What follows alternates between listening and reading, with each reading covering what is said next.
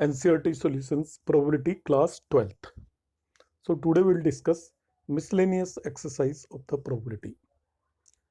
Previous videos में यदि आपको किसी भी तरह की कोई डिफिकल्टी है, समझ में आने में कोई प्रॉब्लम आई है, तो आप कमेंट बॉक्स में कमेंट करिएगा, मैं आपकी प्रॉब्लम को सॉर्ट आउट करूंगा। नीचे गिवन नंबर्स पे आप आपका व्हाट्सएप भी कर सकते हैं।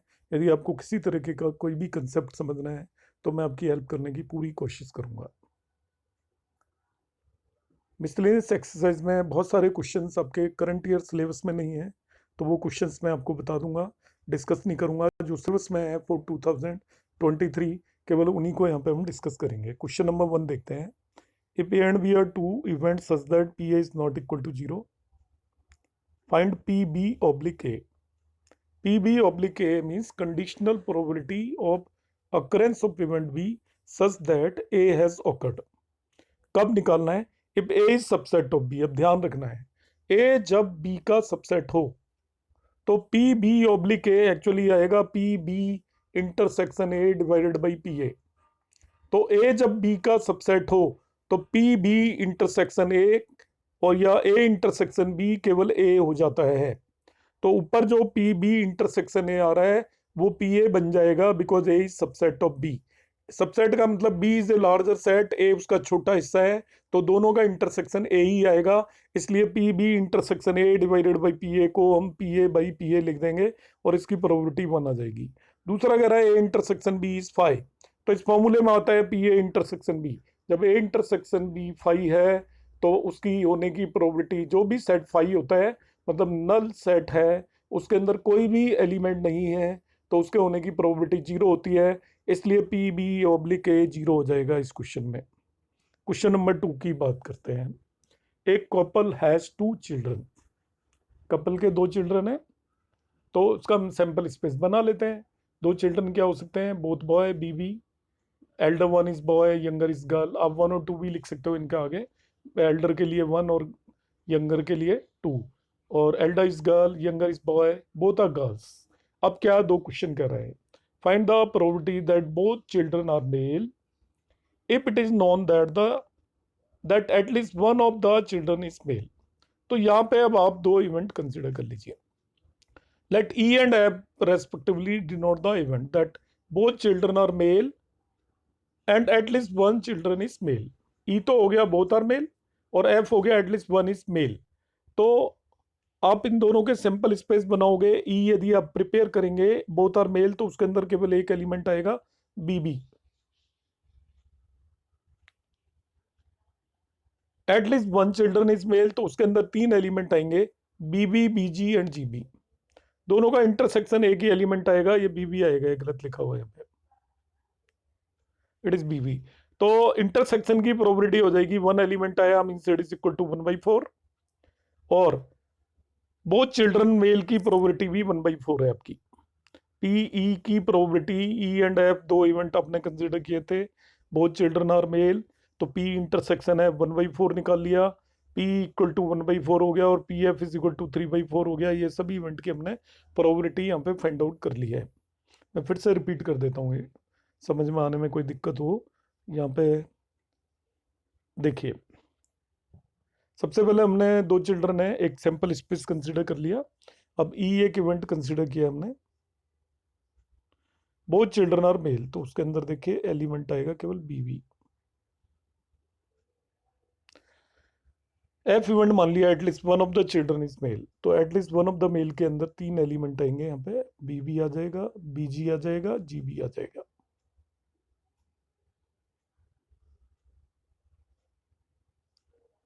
अब क्या कर रहा है पहला question, find the probability that both children are male if it is known that at least 1 of the children is male. आपको निकालना है बोथ आर मेल, मतलब पीई कैलकुलेट करना है, at least 1 of them is male, P E oblique F calculate करना है। तो वो N E intersection F divided by N F हो जाएगा। N E intersection F divided by N F. अभी तक मैं फॉर्मूला आपको P intersection F divided by P F लगवा रहा था, मगर वो एक ही बात है, ये भी लगा दोगे तो ई इंटरसेक्शन एफ के अंदर केवल एक एलिमेंट आएगा, दैट इज बीबी। तो न्यूमरेटर में 1 आया और एन एफ के अंदर 3 है, तो इस क्वेश्चन का आंसर 1/3 हो गया।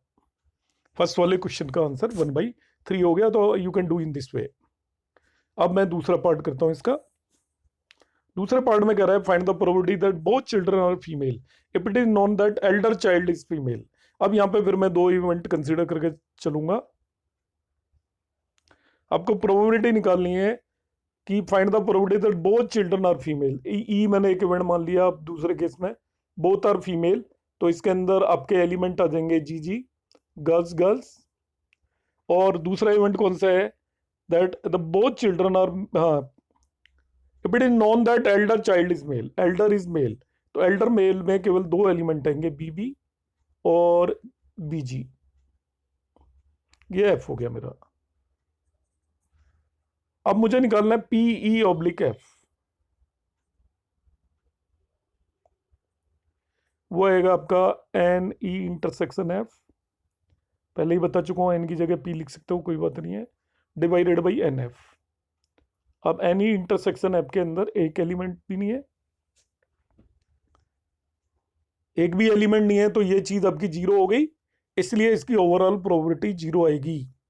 तो यदि आपसे वो निकलवा रहा है, क्योंकि क्या कह रहा है क्वेश्चन में, find the probability both children are female if it is known that elder child is male. जब दोनों में से एक एल्डर चाइल्ड इज फीमेल, थोड़ा हमने इसको गलत रीड कर दिया, मैं फिर से एक्सप्लेन कर देता हूं। Find the probability both children are female, elder is female, तो बोथ फीमेल का मतलब ई मान लिया। एल्डर इज फीमेल का मतलब हो गया एफ जी और एफ एफ। अब आपको निकालना है एफ ई ऑब्लिक जी, वो sorry F P E oblique F, that is N E intersection F divided by N F. N intersection F के अंदर एफ एफ एक एलिमेंट है, एन एफ के अंदर दो एलिमेंट है, तो 1/2 would be the answer of this question. So in this way we can do it. Okay, let us move to the question number 3। Third question है, suppose that 5% of the man and 0.25% of women have grey hair. A haired person is selected at random. What is the probability? ये grey haired person है, misprint है यहाँ पर। एक grey haired person is selected random. What is the probability that this person being male? तो assume that there are equal number of male and female in the group.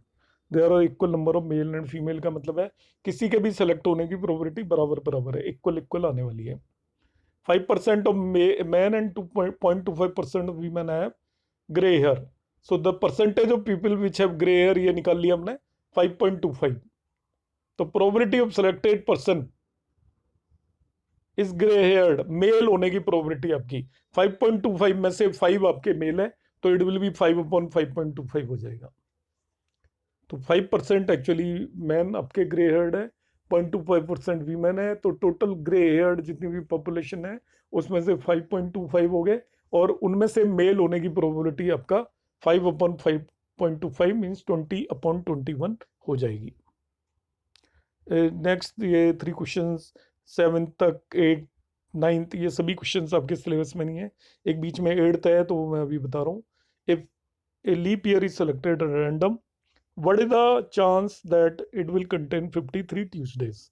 तो आपको ध्यान रखना है, लीप ईयर में 366 डेज होते हैं, तो 52 वीक्स तो कंप्लीट होते हैं, 364 डेज और 2 एक्स्ट्रा डेज होते हैं। इसका मतलब 52 वीक्स तो हर एक ईयर में होते ही हैं, वो लीप हो या ना हो, तो जितने वीक्स होते हैं उतने डेज होंगे ही होंगे। तो 52 ट्यूसडे तो हर एक ईयर में होते ही हैं, वो लीप ईयर नहीं भी है तो, मगर लीप ईयर में 53 संडेज होने की प्रोबेबिलिटी निकलवा रहा है। तो 52 वीक कंप्लीट होने के बाद 2 डेज एक्स्ट्रा बचते हैं, तो 53 ट्यूसडेज तभी होंगे, उन 2 डेज में से एक दिन आपका ट्यूसडे होना चाहिए। तो इसका हम जब सैंपल स्पेस प्रिपेयर करेंगे, तो सैंपल स्पेस इस तरीके से प्रिपेयर होगा।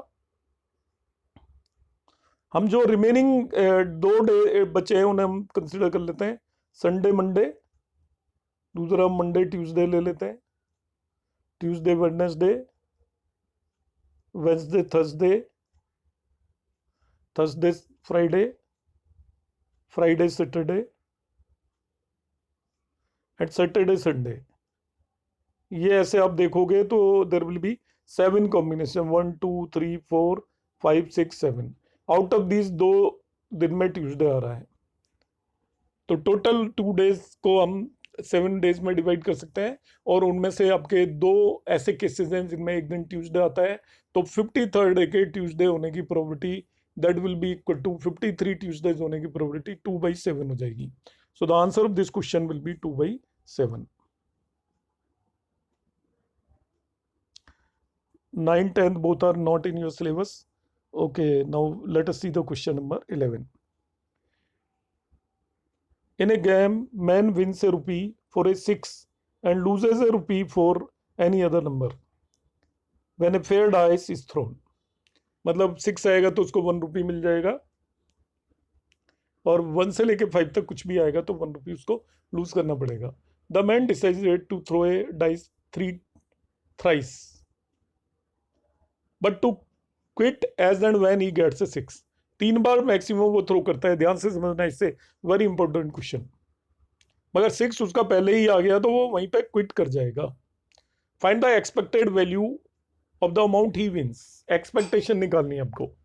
तो हम इसको किस तरीके से करेंगे, देखिए एक बार में 6 आने की प्रोबेबिलिटी हमें मालूम है 1/6 है, और नहीं आने की प्रोबेबिलिटी 5/6 है।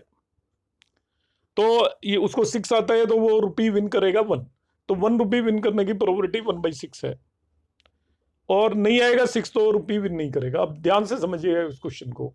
हमने फर्स्ट टाइम पे ही ट्राई कर लिया और हमारा 6 आ गया, तो उसकी प्रोबेबिलिटी होगी 1/6 और हम 1 रुपी विन कर जाएंगे और गेम खत्म हो जाएगा, क्योंकि जैसे ही 6 आएगा क्वेश्चन में दे रखा है वो एंड हो जाएगा गेम।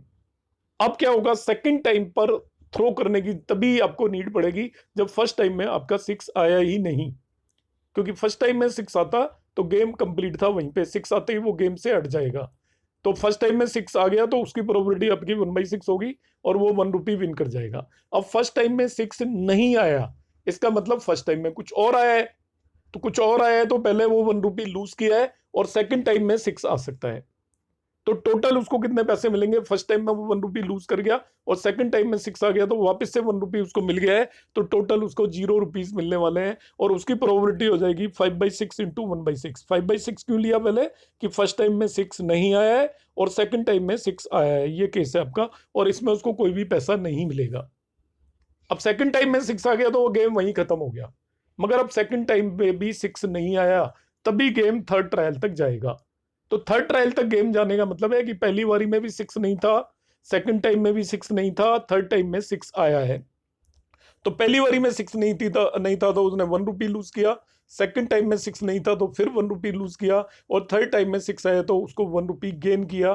तो अभी ओवरऑल उसने 1 रुपी लूज करेगा वो इस तरीके से, और इसकी प्रोबेबिलिटी हो जाएगी आपकी फर्स्ट टाइम में नो 6 5/6, सेकंड टाइम में नो 6 5/6, और थर्ड टाइम 6 दैट इज 1/6। तो इसकी प्रोबेबिलिटी 25 डिवाइडेड बाई 216 होगी, और ये रुपी 1 लूज किया है उसने ओवरऑल, क्योंकि पहली 2 बार में उसने 2 रुपीज दिए हैं। अब यहाँ पे मगर एक तीसरी पॉसिबिलिटी भी होगी, ऐसा नहीं कह रहा है क्वेश्चन की थर्ड टाइम में 6 आ ही जाएगा, तो थर्ड टाइम में आपको एक दूसरा केस भी लेना पड़ेगा। थर्ड टाइम में उसको स्टॉप करना ही है हर हालत में कि थर्ड टाइम में उसका 6 आया ही नहीं, तो पहले तीनों ट्रायल में वो फेल हो गया, और इस केस में उसको 3 रुपीज लूज करने पड़ेंगे, बिकॉज फर्स्ट टाइम में देर इज नो 6, उसकी प्रोबेबिलिटी 5/6, सेकंड टाइम में देर इज नो 6, और थर्ड टाइम में भी नो 6, उसकी प्रोबेबिलिटी भी 5/6 है।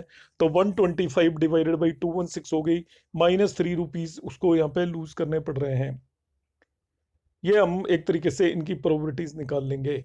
अब वो एक्सपेक्टेड वैल्यू निकलवाने की बात कर रहा है, तो यहाँ पे अमाउंट हो गए, देखिए 1 रुपी विन कर रहा है, 0 रुपी विन कर रहा है, एंड -1 रुपी है, और फिर आपका एंड में इट इज -3 रुपीज।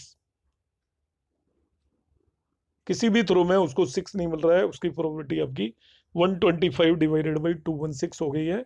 तो यहाँ पे कह रहा है find the expected value of amount he wins, ठीक है।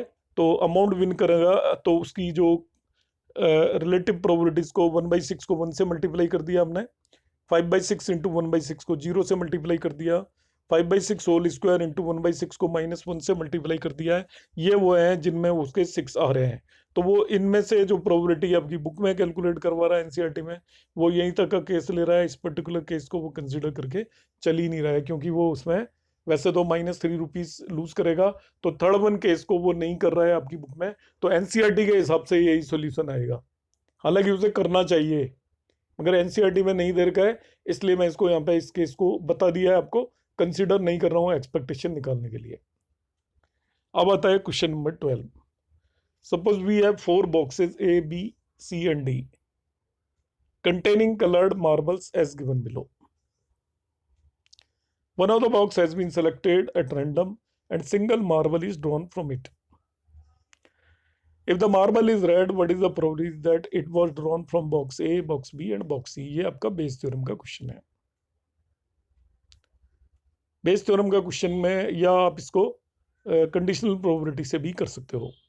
ये कह रहा है one of the box has been selected at random and a single marble is drawn from it. What is the probability that it is from box A, box B and box C? तो हम मान लेते हैं let R be the event drawing a red marble. EA, EB and EC respectively denote the event कि वो box ए में से है, बॉक्स बी में से है, बॉक्स सी में से है। तो हम सभी को काउंट कर लेंगे तो टोटल मार्बल्स हैं आपके 40। You add all the marbles, तो नंबर ऑफ रेड मार्बल है सभी में आप काउंट कर लेते हो तो 15। डी में कोई भी नहीं है, तो एक रेड मार्बल आने की प्रोबेबिलिटी एक्चुअल में हो जाती है 15/40। अब उसे बैक बॉक्स ए में से होने की प्रोबेबिलिटी आप निकाल रहे हो। रेड मार्बल फ्रॉम बॉक्स ए तो वो हो जाएगा PA intersection R divided by PR। EA intersection R का मतलब है ए में से रेड मार्बल होना, तो वो 1/40 होगी, और PR इक्वल टू 3/8 हो गया जो हमने ऊपर निकाल लिया था। ऐसे ही PEBR निकालोगे आप, EBR। तो EBR एक्चुअली बी के अंदर आपके 6 रेड मार्बल्स हैं, तो 6/40 हो जाएगा आपका, डिवाइडेड बाई 3/8 प्रोबेबिलिटी हो जाएगी। PCR आपका हो जाएगा 8/40 डिवाइडेड बाई 3/8, और PDR में से 0 होगी क्योंकि डी के अंदर रेड मार्बल है ही नहीं। इस तरीके से इन सभी क्वेश्चंस को हम डिस्कस कर कैलकुलेट कर सकते हैं। तो in the remaining question I will explain in the coming videos, so keep on watching. Thank you.